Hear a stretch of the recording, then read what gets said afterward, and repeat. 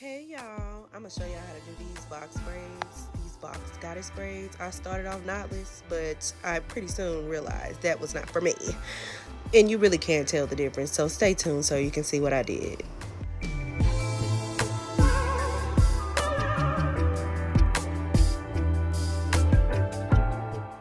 Okay guys, y'all really need to invest in this 3-part mirror. That's gonna make sure your parts are crispy.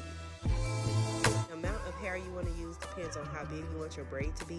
I usually use just the tip of the 4th of my finger. I can feel it in between my finger how much I want to pull out, and you need to do the same thing depending on how big you want your braid to be. I used the 613 color and then the ombre of the 27 in black. And then I did the same thing with the curly hair. I just went with the human mix. This is the cheapest hair you can buy. And I'm going to show you how to keep it from tangling up. I use a 613 and a 27.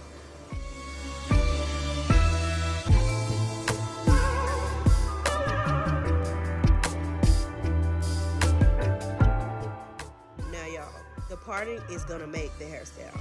This is going to set the tone for the front of your head. Make sure your first part is from ear to ear, around the back of your head, just like you see here in the video. You're going to take the bottom part, depending on how big you want them to be. I split mine into 3 rows under that part.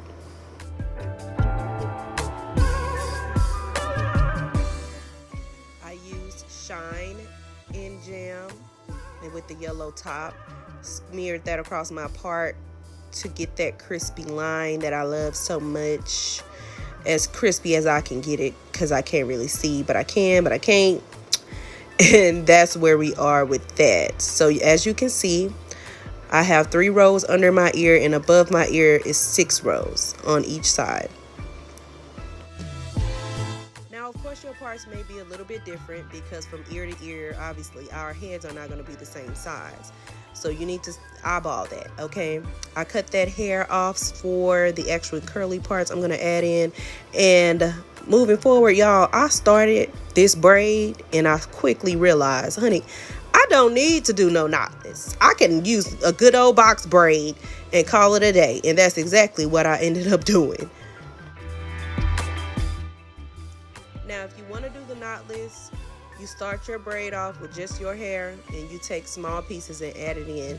You basically slip that small piece of hair in between your pointer finger and your thumb, right under the bottom of it. Like you see me holding it, you would take a piece of hair and slip it under there. Now, this is the braid that's a box braid, and you can't even tell the difference. So why would I struggle trying to do a knotless braid when I can do a box braid?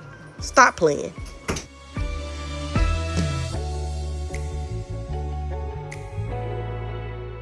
You want to make sure that your hair is one piece because it's going to act as one of the strands. So you're going to take a smaller, like a third of a strand that you would take out normally. So you take out a strand, take a third of it, loop it around like you see here, and then you're going to put your hair with the smaller strand, and then the thicker strand, you're going to make that into 2. So they should be the same size, all 3.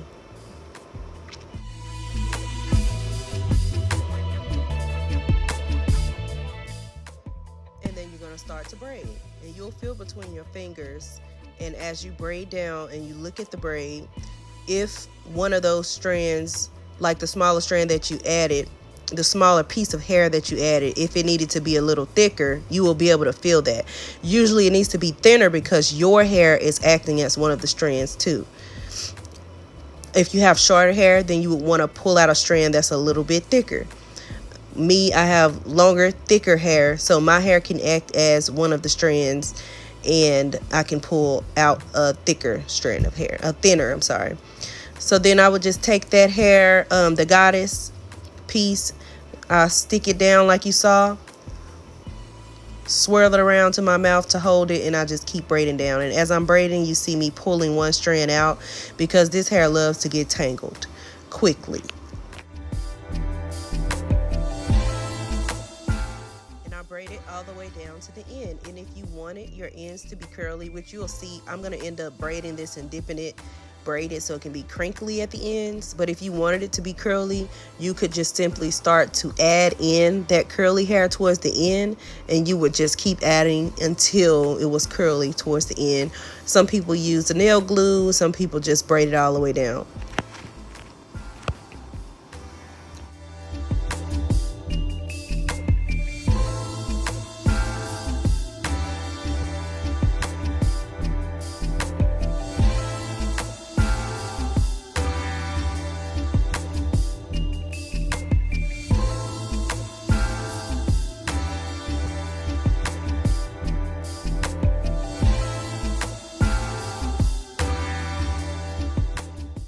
As you can see, this method, you can't even tell that this is a normal box braid, because maybe it's the size of it or the size of the piece of hair that I use. But yeah, this is the easiest way to do it. So now what I'm about to do is just pull out all the curly strands, all the braids, and then I braided up all of the braids and pull the curly strands down, put some mousse on it. I'm gonna dip those big braids in hot water, and then I'm going to unbraid it. I'm going to mousse it down and then sit under the dryer.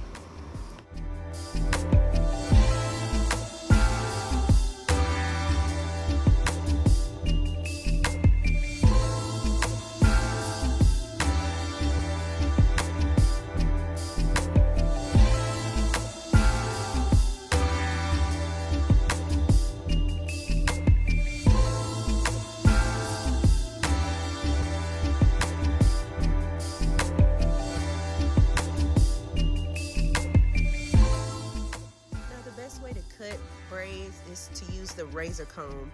This will layer the hair and shave it in a way where it won't look blunt, and this is the best way to do it.